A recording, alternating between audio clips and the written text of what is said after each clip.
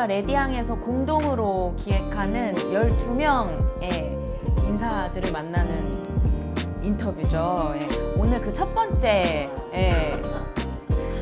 손님으로 저희가 최연숙 작가님을 모셨습니다. 반갑습니다.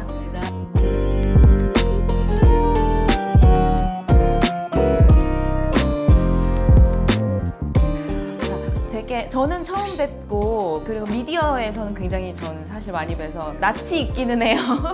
네, 요즘 좀 어떻게 지내시는지 먼저 근황이 좀 궁금합니다. 저도 유아라 기자님은 미디어에서 자주 뵙고 아마 실제로 이렇게 현피를 뜨는 건 오늘이 처음인 것 같고, 작년에 드디어 만 65세가 돼갖고 지하철을 공짜로 즐기고 있고, 노인연금도 나오기 시작을 했고, 그리고 뭐 국민연금 조금 나오는 거 있고, 그 등등을 즐기면서 주로 글 쓰는 데 집중하고, 내가 쫓아다니는 현장, 특히 이제 홈리스판 그쪽에는 꼬박꼬박 좀 챙기고, 먹고 사는 거는 이제 강사로 강의 등으로 하고 그렇게 지내고 있어요. 최근에 또 첫 장편 소설이 출간됐잖아요. 축하드려요. 편 소설도 여성 노인이 좀 주제인 걸로 제가 알고 있거든요. 특별히 여성 노인의 삶에 주목하시는 이유가 있으신지. 여성이자 노인이 갖는 사회적 이제 의미도 있을 테고, 2008년 이후 노인복지 현장으로 이제 제 뭐 삶터나 아니면 활동의 터를 그쪽으로 옮기면서 그냥 친근하게 많이 만나는 사람들이 노인이었고, 그중에 특히 여성이 이제 같은 여성의 입장에서 더 많이 관심이 가기도 했고, 2008년이면 제가 만 52세가 되던 때였거든요.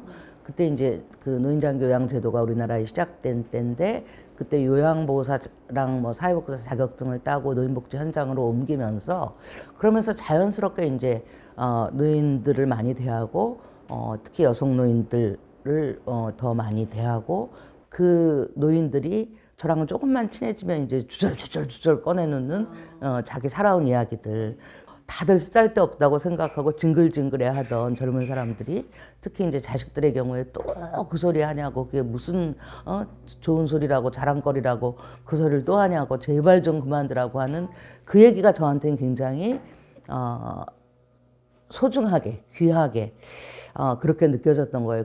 그래서 사실은 뭐 글을 쓴다느니 작가가 된다느니 이런 생각보다는 저 이야기들을 사회적으로 남겨야 한다는 생각 속에 이제 잘 노인들 꼬셔갖고 뭐 이렇게 옆구리 조금만 찌르면 또 더 신나게 이야기가 나오고, 이러다가 이제 이분은 계속 그 조금만 옆구리를 찔러주면 계속 이야기가 나오고, 책 쓰는 것까지도 동의할 것 같다 싶으면 이제 더 이야기를 끌어내다가, 그러다가 만들어진 게 이제 구슬생애사 작업이었던 거예요.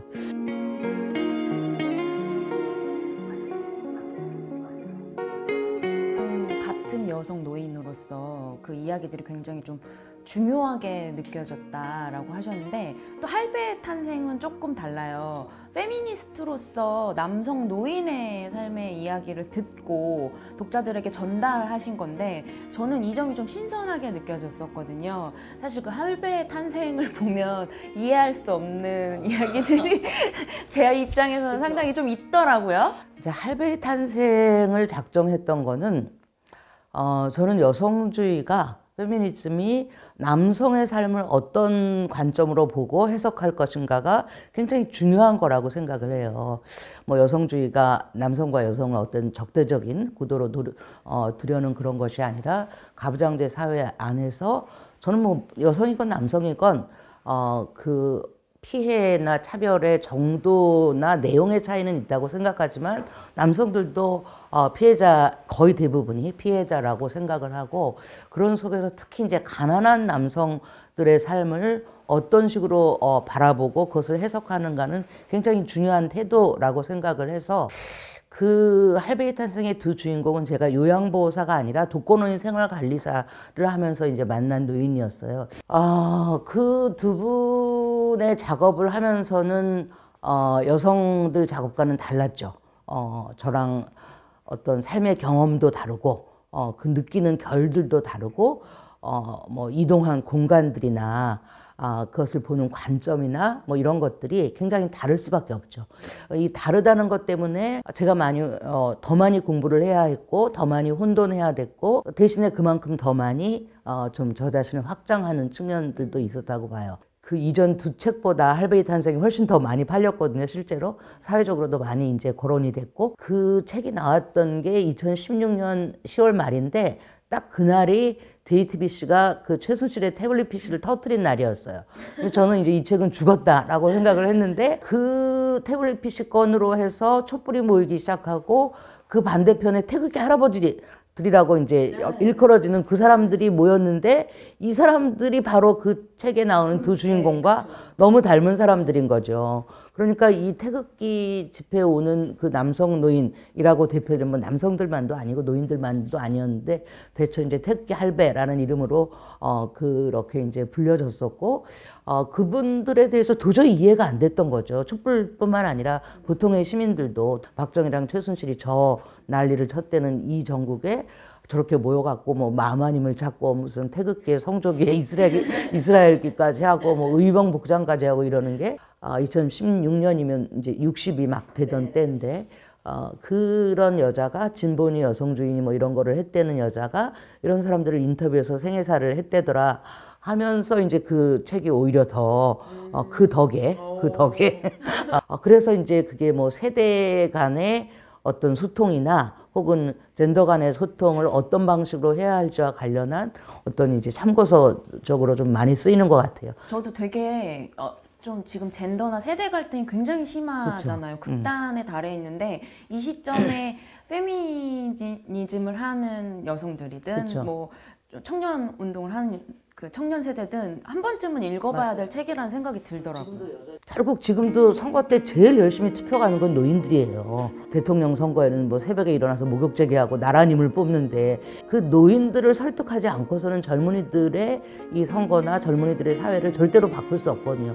정치라는 게 결국 우리 사회의 상당 부분을, 우리의 삶의 상당 부분을 결정한다고 한다면, 그런 면에서 세대 간 소통, 성별 간 소통, 소위 이제 진보와 보수의 소통을 우리가 포기할 수 없는 그런 거라고 할 때, 그들이 왜 자기들은 가난하면서도 여전히 부자들, 뭐 회장들, 뭐 그 지배 계급들에 대해서 선망하면서 그들에게 표를 주고 자기 계급을 위반하는가, 이런 것들이 그냥 뭐 통계적인 게 아니라 자기 삶의 맥락으로 이야기되어지는 부분들이 할베이 탄생에서 이제 나오는 거고. 거기에 그 김영술 할아버지의 그 누나 이야기는 저는 심정적으로 이제 누나의 마음에 공조가 되죠. 학교도 못 다녀서 글씨도 못 배웠고, 그래서 그때 이제 80이 다 된 나이에 글씨를 배우러 다니시는 그런 분이 아직까지도 해결되지 않은 그 어린 시절의 상처로 해서 막 뚝하면 울고 동생들 붙잡고 화내고 하는 그런 모습. 근데 그런 모습을 도저히 이해하지 못하는 그 남동생인 70 초반의 한 남자. 이런 것들이 소위 우리가 어린 시절에 이제 어떤 갈등들, 상처들을 제대로 해결하지 못하고 가면 결국 이제 늙어 죽을 때까지 결국 그 상처를 부둥켜 안고 그것 때문에 힘들어하는 이런 거고, 그 상처들이 개인적인 게 아니라 굉장히 사회적인 거고 젠더적인 거고 계급적인 거고 이제 계속 쌓이면서 심리적인 문제로까지 되어가는 그런 모습인 거죠. 예. 그 큰딸 얘기를 보면서 저희 엄마도 떠오르고 저희 할머니도 떠오르더라고요. 왜냐면 같은 모습이거든요. 제가 궁금한 건 작가님도 어떤 가족 안에서 K장녀, 요즘 말로 K장녀라고 들었거든요. 작가님은 좀 어떠셨는지 궁금해요. 오빠가 있기는 했어요. 위에 3살 위 오빠가 있었고, 그리고 딸로는 이제 첫 번째이고, 5남매 중에 뭐 2번째인 거죠. 엄마 아버지는 사실은 이제 그 시대로 하면 계급적이고 문화적으로 뭐 중상계층에 해당하는 1920년대생, 30년대생 이렇다 보니까 그들이 가지고 이제 본권성이 있는 거죠. 특히 아버지의 경우에 이제 뭐 양반 의식이 상당히 있었고, 그래서 큰딸인 저를 하나의 샘플로 양반집 교수로 저를 그렇게 만들고 싶었던 자기 욕망이 있었던 거죠. 근데 저는 이제 도저히 그렇게 될 수 없는 사람이었던 거죠. 아마 엄마가 가지고 있는 여성으로서의 차별의 그 감수성이나 자기 상처 때문에 엄마가 주절주절 항상 아버지에 대해서 불만하는 거. 7남매의 막내딸이었는데 귀여움을 받았고 떠받들려졌지만 자기 상처가 있을 수밖에 없었던, 자기 이제 엄마가 일찍 돌아가시고 아버지도 또 일찍 돌아가시면서 굉장히 명랑하고 똑똑하고 영리한 여성이었는데 그냥 중학교를 다니다가 전쟁 나면서 학업이 중단되고 전쟁이 끝나기 전에 소위 우리 엄마 말로 이제 정략 결혼의 피해자가 되어버린 이 여성. 그런데 그것을 통해서 만난 이 최씨 남자, 이 남자는 양반만 찾고 가부장적인 권위의식만 있지 돈도 안 벌고. 그 남자도 또 뭐 이런저런 자기 상처가 있겠죠. 경제활동은 이제 어머니께서 다 하신. 그러니까 그 엄마는 그 경제활동이 자기 자신에겐 굉장히 한편으로는 보람이면서도 한편으로는 딜레마였던 거예요. 양반집 여자가. 같이 하셨을 거예요. 그렇죠. 양반집 여자가 이 산업사회, 이 초기 그 사회 1960년대, 70년대 여기에 자식 5을 놓고 맹렬하게 돈을 벌어야 하는 자기 자신에 대해서 제 보기에는 한편으로 열정이고 그게 그 여성에게 보람이었던 건데 한편으로는 또 딜레마적인 거죠. 내가 양반집 여자가 아니다 라는 이런 것과 다들 남편들이 돈을 벌어오는데 나는 돈도 다 벌어야 되고 살림도 다 해야 되고 하는 그런 어떤 원망들, 이런 것들을 이제 큰딸인 제게 계속 주절주절 바로 옆에다 놓고 이러면서 엄마의 그 한풀이를 많이 들었기 때문에 그때부터 아마 아버지라든가 아버지 쪽, 이 최씨네 쪽들에 대한 어떤 그 미움들이 있었던 거고, 나중에 지나놓고 나서 보니까 사실은 뭐 그 최씨네가 그렇게 유난히 나쁜 사람들도 아니고 그 가진 계급들의 뭐 그저 그러한 사람들인데 이제 그때부터 관점이 그렇게 만들어졌던 거죠.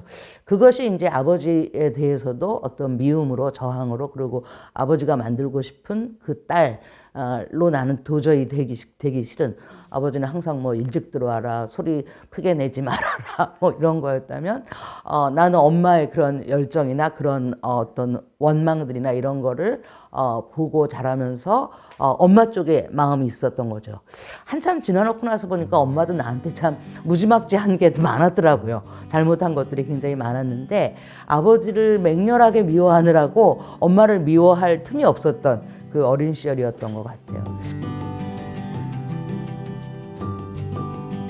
그러면서 이제 제 인생의 한 문장은 아버지를 미워한 힘으로 내 길을 만들었다예요. 그건 지금까지도 아주 유효한 것 같아요. 그렇게 아버지를 굉장히 미워했고 그것이 가정 안에서의 아버지뿐만 아니라 이제 가정을 벗어나서 사회 속에서도 소위 아버지들이라고 의미되는 가부장적인 어떤 권력들, 그런 인물들, 그런 남자들, 그런 대빵들, 이런 사람과 내내 불화하면서 이 미움을 어떻게 힘으로 만드느냐가 굉장히 중요한 거였는데, 근데 그 힘으로 만드는 그 나의 길 찾아가기, 이게 아마 제 인생인 것 같아요.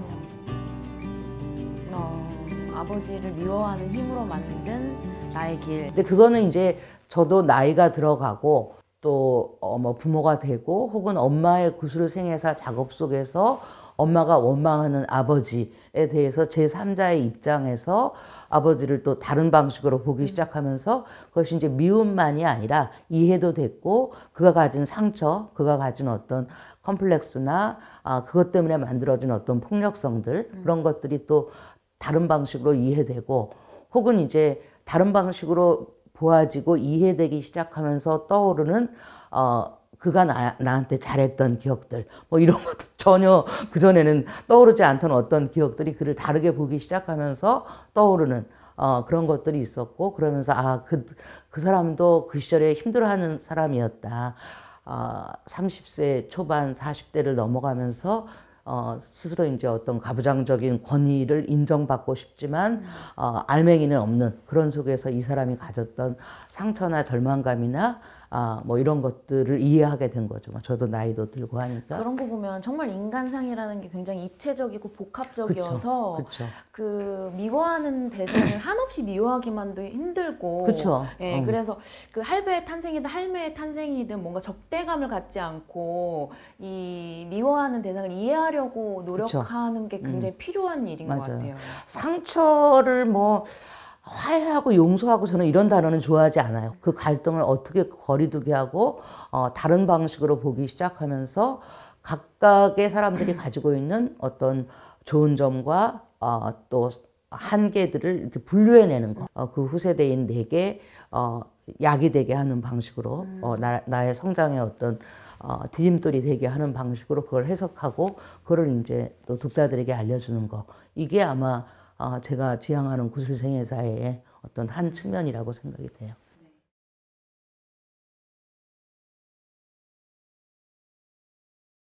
어머니의 얘기를 쓴 에세이가 네. 작별일기라는 에세이가 있는데 그 노인의 삶에 또 주목하시고 노인이라 하면 가장 무서운 질병이 또 알츠하이머라고 하잖아요. 이 작별일기가 그 어머니가 돌아가시기 전 3년 동안 이제 곁에서 쓴 기록물이라고 제가 알고 있거든요.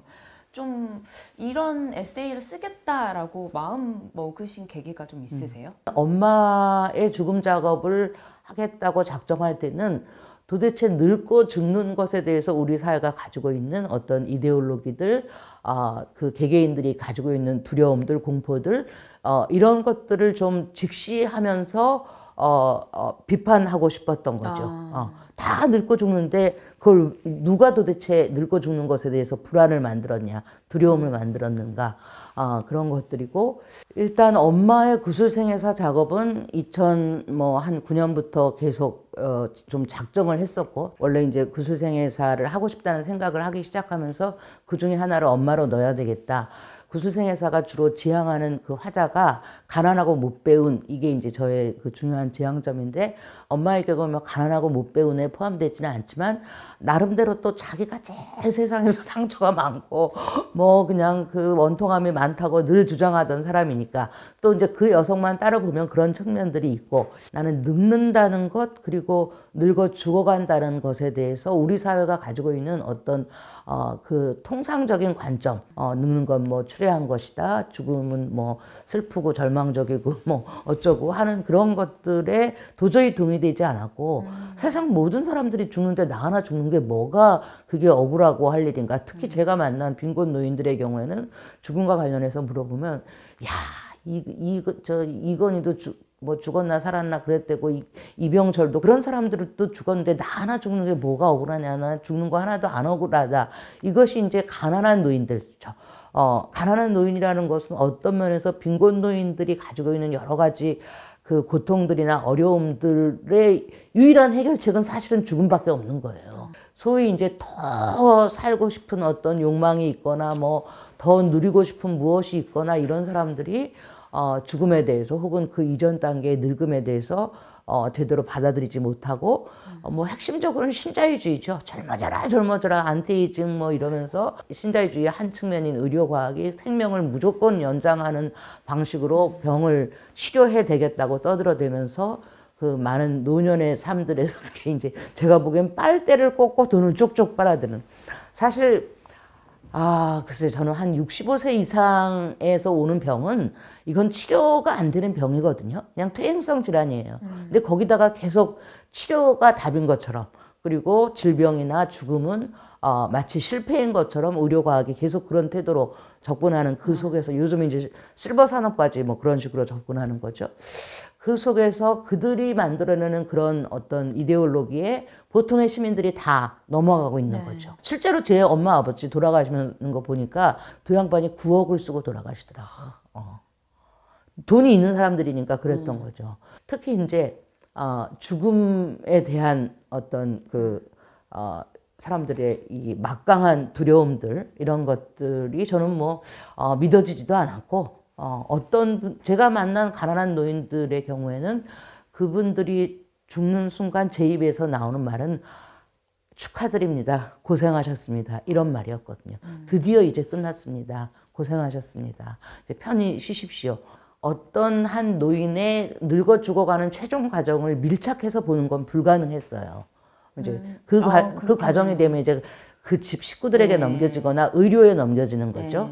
어떤 노인의 늙어 죽어가는 과정을 그냥 옆에서 최대한 밀착해서 건조하고 냉정하고 구조적으로 이렇게 들여다보고 싶은 욕구가 계속 있었고, 엄마의 삶인 엄마인데 그게 가능하셨어요? 저는 가능한 거죠. 가족을 배반하고 나왔었기 때문에 가족에게 뒤통수를 치고 나는 너네 따위랑 같이 안 하겠다라고 한번 배반하고 나왔다가 다시 만나기 시작했기 때문에 거리두기가 가능했던 거죠. 그래서 이제 가장 밀착하기 좋은 상대가 뭐 엄마인 거죠.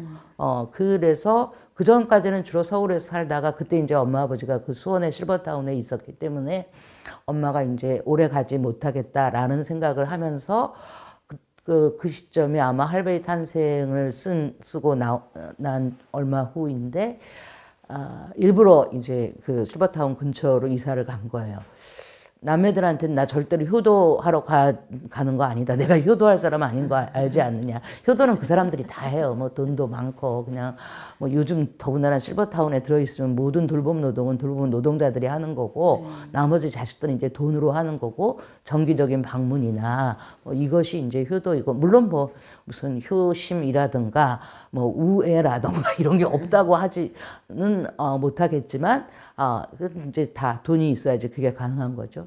그래서 내가 효도하러 가는 거 아니다. 나는 엄마의 늙어 죽음을 밀착해서 관찰해서 글을 쓰기 위해서 가는 거다. 그랬더니 남매들은 다 아유 뭐 어쨌든 좋대. 왜냐면 자기네들은 지금 밀착할 수 없는 상황인데 그래도 큰딸인 내가 밀착한다니까 뭐 좋다고 고맙다고 뭐 이러기도 하고, 우리 아버지의 경우엔 전현이 웬일로 저랑 평생 그랬던 아버지가 굉장히 고마워하더라고요.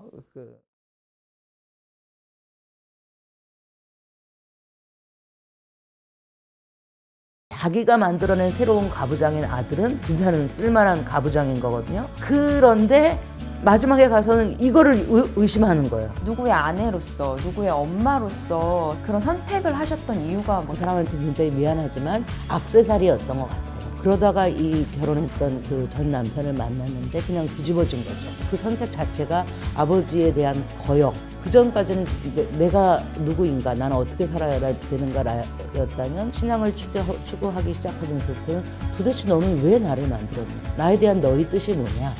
한 존재로서 인간 예수가 살았던 그 길, 그 어떤 선택들, 그의 시선들, 이런 것들과 충돌을 했던 거고,